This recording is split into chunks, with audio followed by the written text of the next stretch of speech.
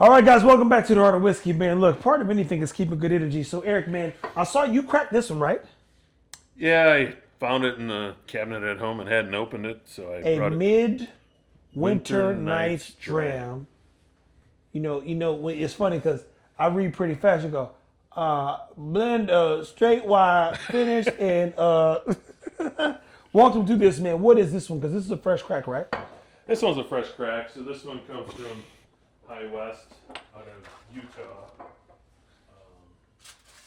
They were one that, again, found out more once they got into whiskey more, but to get their brand started, what they did was they sourced. Okay, All but that everybody whiskey. has to, though, right? Unless you're willing to wait. So they weren't willing to wait, so they sourced. Yeah. And then during the point where they were sourcing, they started distilling their own, and at that age, there becomes that, it's not really a happy medium. What happens is they run out of the source and they kind of start integrating their own distillate into the blends. So this one was from about that time when they were running out of the sourced and blending in their own distillate. Interesting. So this is a 95.5 rye and a maybe 80-20 rye of their own. Now, for those that don't understand what's going on, people, let's put it like this. If we were at MGP, Yep. we lay down new fields. New fields often require you to spend $2 a barrel per month. Challenge is when you do a new field, you've got to potentially do 1,000 barrels. So 2 times 1,000 is $2,000, right? Yep. Now, $2,000 times 12 months over 4 years, it adds up. It adds up. And that's me lowballing. So we tried some stuff that MGP ran out of.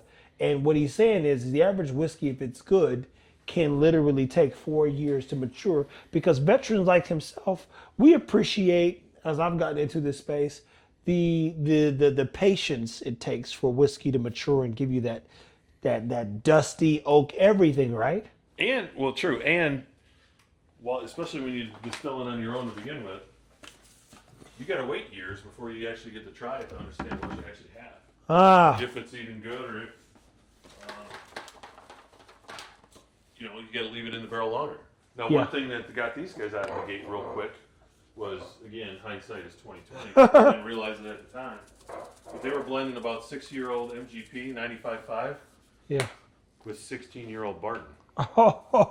So old and old. Old and old. Now, again, maybe it was very low percentage of the Barton, but anyway, once that 16-year Barton ran out, they replaced it with their own distillate, which was down in the 4 to 6-year-old range. So it went from a very age influence to a much younger, and a lot of people claim the flavor change as a result of it. So it's not as highly sought after as it used to be. That particular brand?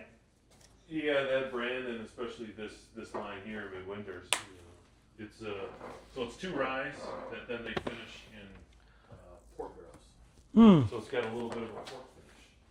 So the 4 I brought here, what I wanted to bring tonight, being that it's cold and snowy and icy outside, Yes. stick to the rye that we had last week, but these are all finished ryes that are sub 100 proof.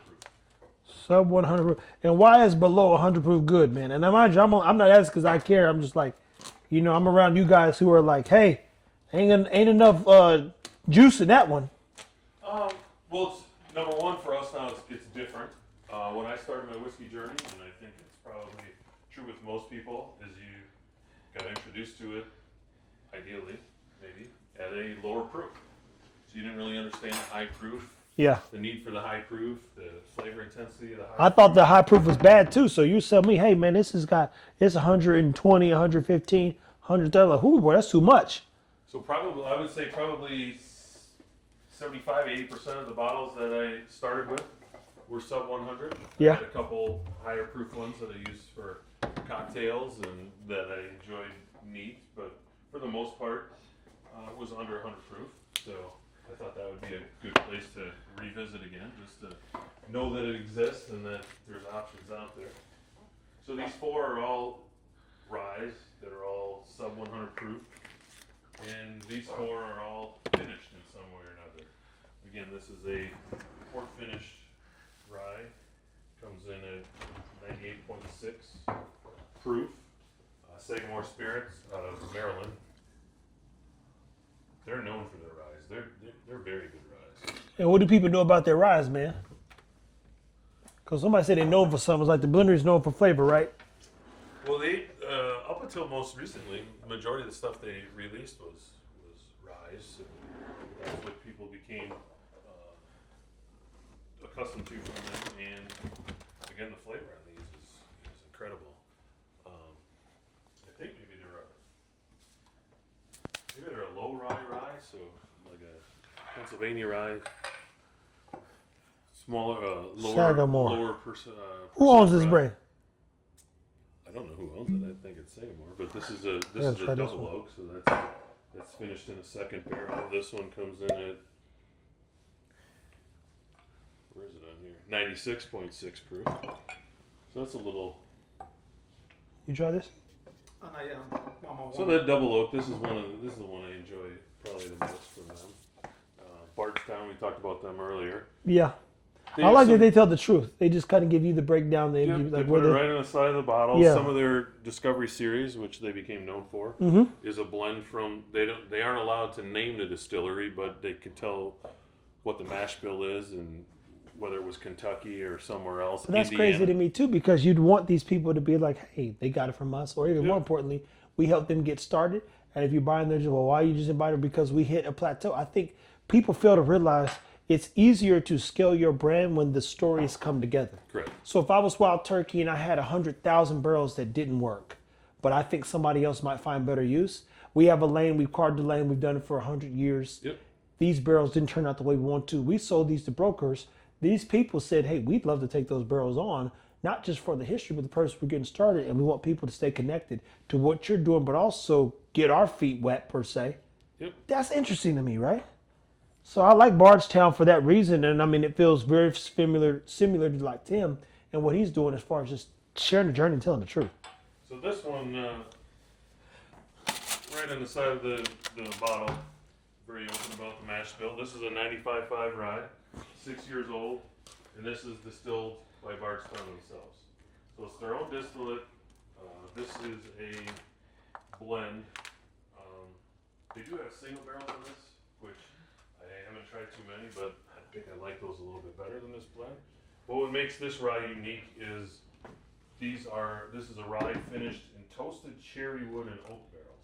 And what they had done there was they had sourced unique barrels where these barrels were intentionally made for them, where every third stave in the barrel is made out of cherry wood, which cherry wood doesn't have the same properties as oak, so you would never make a whole barrel out of cherry wood. Because it'll leak, I'm guessing. Expect it not to leak or whatever. Yeah. So just to get enough influence on there, like every third or fourth stave is cherry wood. So they let it sit in there for, I don't know how long. I don't think it's that long. And Maybe guys, 9 months. believe it or not, they've shipped a shit ton of stuff over the years, for over 300+ years, from overseas to here, and they learned that bourbon or white oak per se, it's one of those things that acts like a sponge and absorbs stuff and prevents it from leaking. A lot of those other woods aren't sustainable when shipping salt and various molasses and sugars and various things, right? Even whiskey. Yep. Interesting, man. This last one, Elijah Craig, again, Heaven Hill. We had some Elijah Craig last week. I think we had the barrel proof rye. Ah, This one is their 94 proof, which is their entry level or lowest level proof they have. So 94 proof rye, and this is what they call a toasted rye. So this one is a secondary finish too, in toasted new oak barrels. So rye is good for a night like tonight where it's Yeah. 13 degrees outside. so would you say that rye is one of the things that kind of warms you up a little bit more? People have a tendency more to enjoy rye and the intensity of their flavor around campfires and in the fall, in the winter type thing versus the summer. Now, He's granted, like this, no say. I've become accustomed to drinking rye year round, so I'm not impartial to the seasonality of it, but I'll drink rye any time of the year. But You know, just in general, it's kind of a campfire s'mores type thing, and cold winter night like tonight. There you have it, guys. Well, it's 22 degrees in Texas, and not lower because it's getting later. I will tell you that I'm with him 100% on rye, but I think naturally for me, whiskey in general warms you up. You go, man. It can, especially that high proof stuff. Man, I'm used to like 110, 115, 120 and up, so anything below that is kind of like blasphemous. But these are good daily pours, I'm guessing, especially entry whiskeys when you're trying to get people involved. I would say. There you have it. And rye, in my opinion, has way more flavor. So we've got the Elijah Craig, the Sagamore. This one's good, man. High West. High West, midway. Like, this is cool. This is cool. I feel like that was like a good one. That was a fresh crack. This was good. And again, I hate that I didn't know what I know now. When I was with Tim and he had made a phone call to someone, hey, do you want that Discovery 10? I was there for a lot of good phone calls and I missed them because I was like, yeah, okay, I don't need to capture that. That's how my brain works. No point in testing that one out. But these are all good pours. Like, I don't think there's one under this one that I don't like. No, and going back to our previous video, for those of you watching all these, really understanding, even though it says Cherrywood under here, going on the tour or going through a tasting experience at Bardstown. This one actually had to be downtown Louisville, where they had a great experience center down there. Is getting into the nuances of what makes some of these unique is where I saw those barrels and learned about the specifics behind them. Yeah. So again, that's what I enjoy most about going to these places and going on these experiences, is to understand the nuances and what more goes in there rather than just going on a general tour or buying stuff off the shelf or whatever. So those are the kind of things that I look for when I go to these places, is what makes them unique. I don't know anyone else that's doing that kind of finish where they actually have, I mean, there's different places now that are trying to introduce Hungarian oak and different oaks, and you know how spiraled oaks and how they finish the inside of these barrels and toast them. This is just an additional way to do that for them, is by using cherry wood as part of the barrel. Okay. And guys, what I've learned too from guys like Eric, and we're gonna get into the next episode, walking through his kind of like passion for collection and connect to continuity, meaning like how you keep collecting in general based on things you like, even the trains you got at your house. Those are interesting things, and I've never had that lineage, if you would, to like sit down with a dad or an uncle and be like, hey, tell me the story of such and such. I don't have that, so I'm learning from these guys, and believe it or not, it's all because of whiskey. And it's, hey, what's the story of this? Oh, that's interesting. I want to take this back and share it with some friends. Yep. Tim thinking, oh, Trevor's gonna love this, or him, giving me a bottle I enjoy. And the irony is my profile's changed so much. I used to think that 1911 was the greatest thing since sliced bread. Now it's just regular whiskey. You go, And that's the craziest thing, is how I palates can't change. believe I gotta can't wait tell until you. Christmas. You go, boy, you better drink that whiskey right now, move on, because you might not even want that at Christmas. Yeah. All the whiskey I've had since that bottle particularly dropped, it's like mediocre to me now.